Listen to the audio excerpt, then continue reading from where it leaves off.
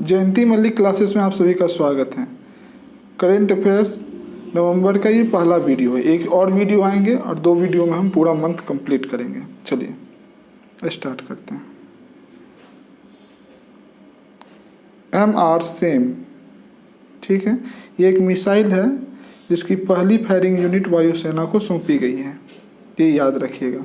MR same क्या होता है? Medium range surface to air missile. यह इससे पहले भी आपको बताया जा चुका है, तो ये याद रखिएगा। उसके बाद नेक्स्ट याद रखिए, आयुष्मान भारत प्रधानमंत्री जन आरोग्य योजना जो है उसकी 3री वर्षगांठ जब मनाई गई तो प्रधानमंत्री मोदी के द्वारा एक महत्वाकांक्षी योजना स्टार्ट किया गया जिसका नाम था आयुष्मान भारत डिजिटल मिशन। तो ये जो नाम है ना, ये इम्पोर्टेंट है। तो आयुष्मान भारत डिजिटल मिशन क्या है? ये एक तरह का डिजिटल हेल्प आईडी देगा आपको। जो भी भारत के नागरिक हैं उसको एक डिजिटल हेल्प आईडी मिलेगा जिसमें उसका पूरा स्वास्थ्य रिकॉर्ड रहेगा। जैसे कि आप कहीं दिखाने जाइएगा तो आपके स्वास्थ्य का पहले का पूरा रिकॉर्ड उसमें क्या रहेगा? सुरक्षित रहेगा। तो आयुष्मान भारत डिजिटल मिशन याद रखिएगा। किस योजना के 3री वर्षगांठ पे बनाया गया है? आयुष्मान भारत प्रधानमंत्री जन आरोग्य योजना। इम्पोर्टेंट है ये। चलिए, आकाश प्राइम, इससे पहले भी आप सुन चुके हैं ये नाम। आकाश प्राइम क्या है? तो ये DRDO द्वारा विकसित है और इसका हाल ही में क्या हुआ? सफल परीक्षण किया गया उड़ीसा के तट पे। आकाश प्राइम सतह से आकाश में मार करने वाली एक मिसाइल है, तो ये भी याद रखना है। एक्चुअली होता क्या है कि एग्जाम में अधिकतर इस टाइप के क्वेश्चन पूछे जाते हैं, आकाश प्राइम किस टाइप का मिसाइल है? सतह से आकाश में, या सतह से सतह में, या आकाश से आकाश में, इस टाइप का क्वेश्चन रहता है। ठीक है, तो ये आपको इम्पोर्टेंट है याद रखना कि किस टाइप का है, सतह से आकाश में। और ये MR सेम याद रखिएगा, ये कैसा है? ये सरफेस टू एयर है, दोनों सतह से आकाश में है। चलिए नेक्स्ट आते हैं। मध्याह्न भोजन योजना का नाम बदल दिया गया है, जिसको पहले मिड डे मील स्कीम कहते थे, अब उसका नाम बदल के क्या किया गया? प्रधानमंत्री पोषण योजना। बहुत इंपॉर्टेंट है किसी भी एग्जाम के लिए। चलिए, ये ऐसा इम्पोर्टेंट नहीं है क्योंकि 24 सेकेंड हैंड मिराज जो है भारत खरीदेगा किससे? फ्रांस से। जो फ्रांस की वायुसेना द्वारा मतलब हटा दिया गया है, तो वो सारे मिराज 200 विमान जो है उसको भारत खरीदेगा। उसमें 24 ऐसे विमान हैं, तो ये ऐसा कोई इम्पोर्टेंस नहीं है। ये बहुत इम्पोर्टेंस है खास करके BPSC जैसे एग्जाम के लिए। भारत और ऑस्ट्रेलिया के बीच 2+2 वार्ता होता है और यह पहली बार शुरू किया गया, और यह कहाँ पे हुआ था? नई दिल्ली में संपन्न हुआ। तो भारत अब तक 2 देशों के साथ 2+2 वार्ता करता था इससे पहले तक। एक था अमेरिका और दूसरा था जापान। ठीक है, अब नया कौन सा है? ऑस्ट्रेलिया। और आगे बात चल रही है रूस से भी 2+2 वार्ता करने की। तो कई बार इस टाइप के क्वेश्चन पूछे जाते हैं। पिछली बार BPSC में पूछा गया था भारत किस देश के साथ 2+2 वार्ता करता है। ठीक है, तो उसमें ऑप्शन रहेगा आपको, उसमें आपको टिक करना किसके साथ करता है। तो ये अब जो इस बार हुआ था 2021 में 2+2 वार्ता, इसके बाद कब होगा? 2023 में, मतलब 1 साल छोड़ के 1 साल। और भारत की तरफ से विदेश मंत्री डॉक्टर S जयशंकर, रक्षा मंत्री राजनाथ सिंह 2 मंत्री थे, और इधर से ऑस्ट्रेलिया से मेरी से पायने जो विदेश मंत्री हैं, और पीटर ड्यूटन। तो ये इतना इम्पोर्टेंट नहीं है, नाम याद नहीं रखना है, खाली आपको ये याद रखना है कि भारत 2+2 वार्ता किससे नया स्टार्ट किया है? ऑस्ट्रेलिया से। इससे पहले किससे करता था? अमेरिका और जापान से, उससे भी करता है। तो आप अगर इस 4 देश को देखिएगा, अमेरिका, जापान, ऑस्ट्रेलिया, तो यह एक तरह से क्वाड देश है। याद आ रहा होगा, यहाँ भारत था, यहाँ जापान था, और यहाँ अमेरिका था, और यहाँ ऑस्ट्रेलिया था। चलिए, इंस्पिरेशन 4 मिशन, ये बहुत इम्पोर्टेंट है। क्यों है? क्योंकि इंस्पिरेशन 4 मिशन जो है इसमें क्या किया गया? तो SpaceX जो एक प्राइवेट स्पेस कंपनी है, आप जानते होंगे एलन मस्क की कंपनी है, इसके द्वारा 4 आम नागरिकों को अंतरिक्ष का सैर कराया गया था। ठीक है, तो उस मिशन का नाम दिया गया था इंस्पिरेशन 4 मिशन। बहुत इंपॉर्टेंट है, इसको याद रखिएगा। नेक्स्ट आते हैं, ब्रिक्स का 13वां शिखर सम्मेलन भारत की मेजबानी में हुआ है, मतलब भारत इसकी अध्यक्षता किया। तो ब्रिक्स क्या आप पहले जानते हैं, BRICS, ब्राज़ील, रसिया, इंडिया, चाइना, साउथ अफ्रीका, इसका समूह है। चलिए, तो ये हम पहले आपको बता चुके हैं।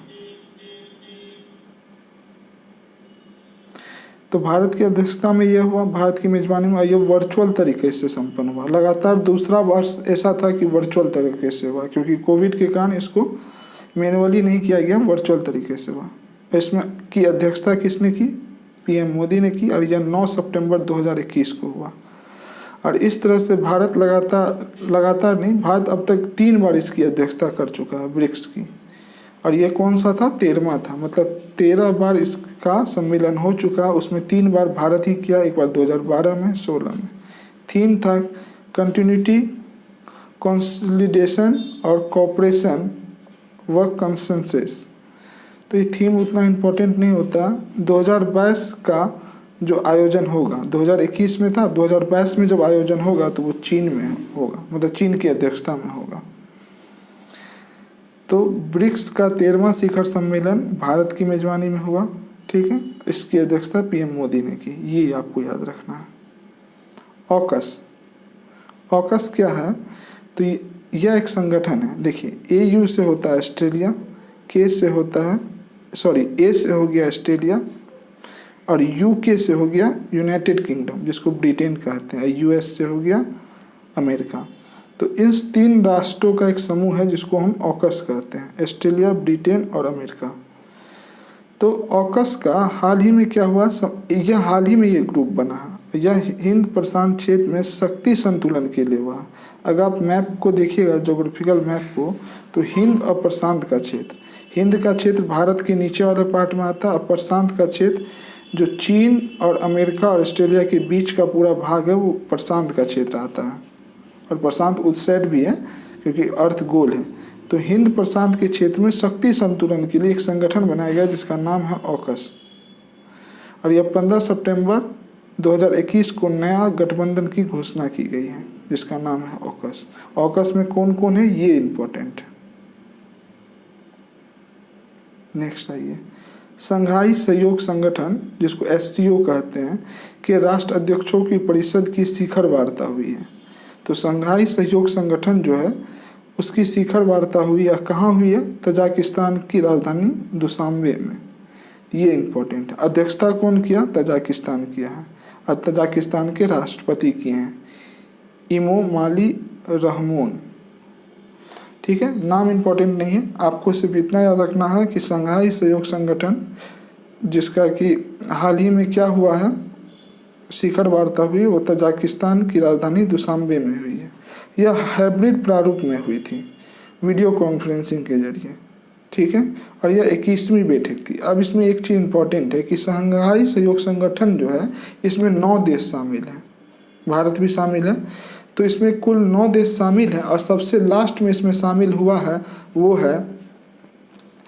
है आपको ईरान इसमें लास्ट में शामिल हुआ। हम लिखे नहीं है यहाँ पे, तो ईरान लिख लीजिएगा जो 9वां देश है। अब भारत 2017 से इसका क्या है, सदस्य है। चलिए, टाइम पत्रिका द्वारा विश्व के सर्वाधिक प्रभावशाली व्यक्तियों की 100 व्यक्तियों की सूची जारी की गई है। किसके द्वारा, टाइम पत्रिका द्वारा। उसमें भारत के 3 व्यक्तियों का स्थान है। उसमें एक नरेंद्र मोदी है, आधार पूनावाला है, एक ममता बनर्जी है, ये याद रखिएगा। प्रधानमंत्री श्री नरेंद्र मोदी 2021 में 22 से 25 सितंबर के बीच अमेरिका की यात्रा पे गए हैं। अब ये तो आपसे नहीं पूछेगा कितना तारीख को गए, लेकिन इसमें हुआ क्या क्या है ये इम्पोर्टेंट है। अब इस कार्यक्रम के दौरान 76वें संयुक्त राष्ट्र संघ महासभा जो न्यूयॉर्क में हुई थी, ठीक है, उसको संबोधन किया था उन्होंने, वहाँ भाषण दिया था 25 तारीख को। तो डेट इम्पोर्टेंट नहीं है, आपको याद रखना है कि जब अमेरिका यात्रा पे गए तो 76वें संयुक्त राष्ट्र महासभा जो न्यूयॉर्क में हुई थी सम्मेलन, उसको संबोधन किया था।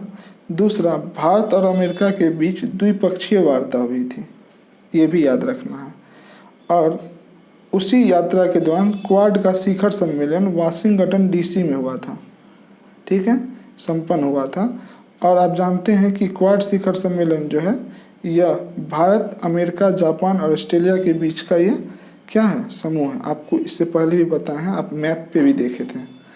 तो क्वाड शिखर सम्मेलन जिसकी अध्यक्षता अमेरिका ने किया था, ठीक है, तो वाशिंगटन डीसी में हुआ था। चलिए, ये इम्पोर्टेंट हो जाता है कई सारे एग्जाम में, और ये भी इम्पोर्टेंट है।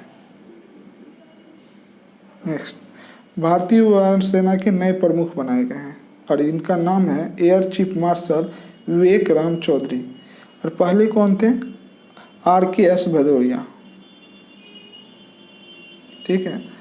तो पहले RKS भदौरिया थे जिनका कार्यकाल पूरा हो गया, तो उनको हटा करके किनको बनाया गया, एयर चीफ मार्शल विवेक राम चौधरी। तो ये एक बहुत इंपॉर्टेंट है। राष्ट्रीय अल्पसंख्यक आयोग के भी नए अध्यक्ष बनाए गए हैं और वो हैं इकबाल सिंह लालपुरा। और पहले कौन थे, गयोरुल हसन रिजवी। तो ये उतना इम्पोर्टेंट नहीं है, लेकिन इससे बहुत ज़्यादा इम्पोर्टेंट ये है, भारतीय वायुसेना के नए प्रमुख। और 4 राज्यों में राज्यपाल बदले गए हैं। एक पहले ही हम आपको पढ़ा चुके हैं, तो उसको छोड़ के चलिए यहाँ देखिए 4 क्या है। तमिलनाडु में राज्यपाल RN रवि को बनाया गया है। पंजाब के राज्यपाल बनवारी लाल पुरोहित को बनाया गया है।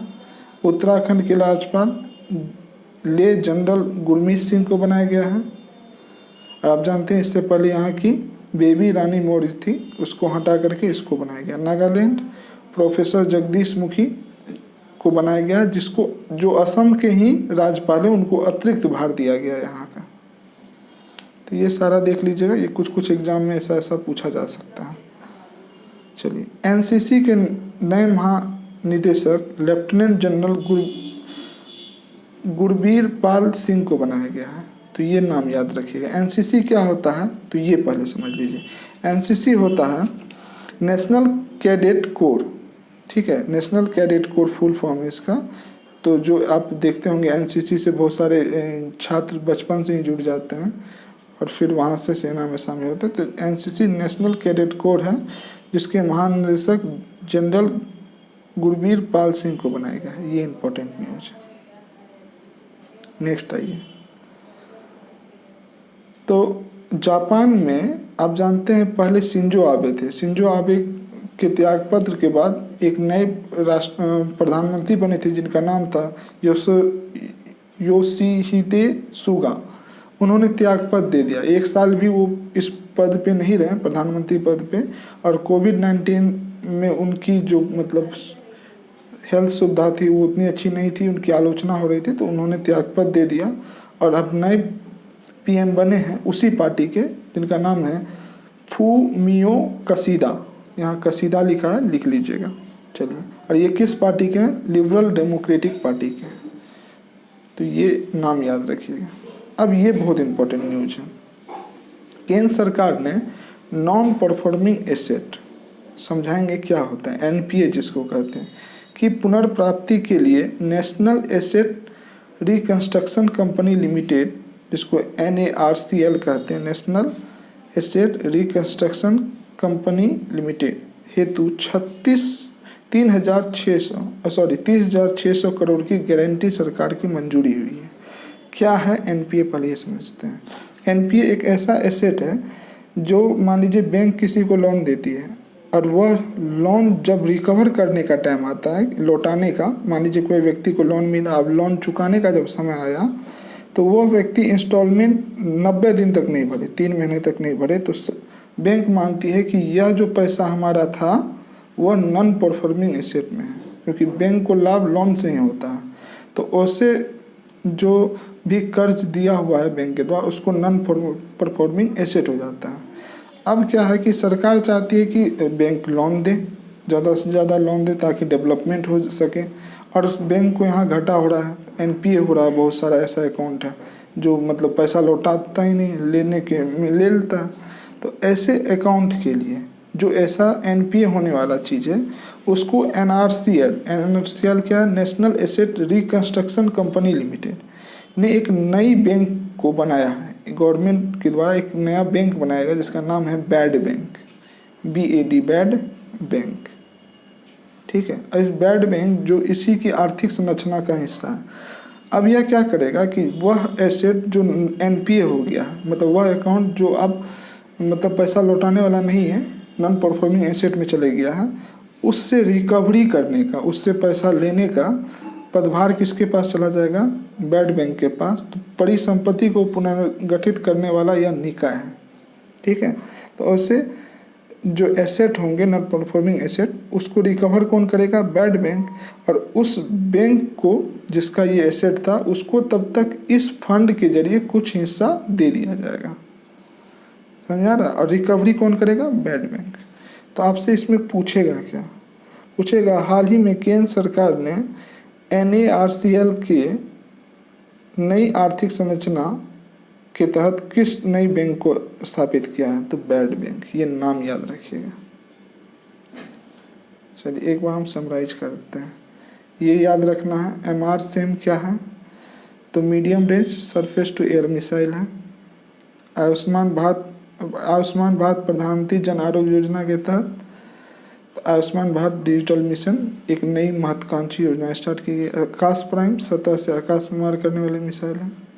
नेक्स्ट, मध्याह्न भोजन का नाम प्रधानमंत्री पोषण योजना कर दिया गया, और कुछ याद नहीं रखना, ये वाला छोड़ दीजिएगा। नेक्स्ट, भारत व ऑस्ट्रेलिया के बीच 2+2 वार्ता, और भारत किसके साथ करता है? अमेरिका और जापान के साथ। इंस्पिरेशन4 मिशन SpaceX के द्वारा 4 आम आदमी को अंतरिक्ष की सैर कराने के लिए था। ब्रिक्स का 13वां शिखर सम्मेलन भारत की मेजबानी में हुआ वर्चुअल तरीके से। चलिए, ऑकस एक नया संगठन बनाया गया है जिसमें ऑस्ट्रेलिया, UK मतलब ब्रिटेन, US मतलब अमेरिका का संगठन है।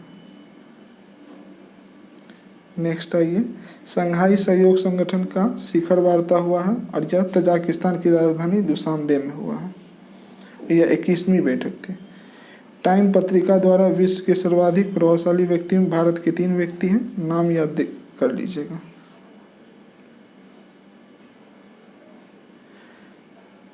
प्रधानमंत्री मोदी की अमेरिकी यात्रा हुई है, उसमें उन्होंने 76वें संयुक्त राष्ट्र महासभा जिसका न्यूयॉर्क में हुआ था उसको संबोधन किया है, उसमें अपना भाषण दिया है। और अमेरिका और भारत के बीच द्विपक्षीय वार्ता हुई है, और क्वाड शिखर सम्मेलन वाशिंगटन DC में हुआ है।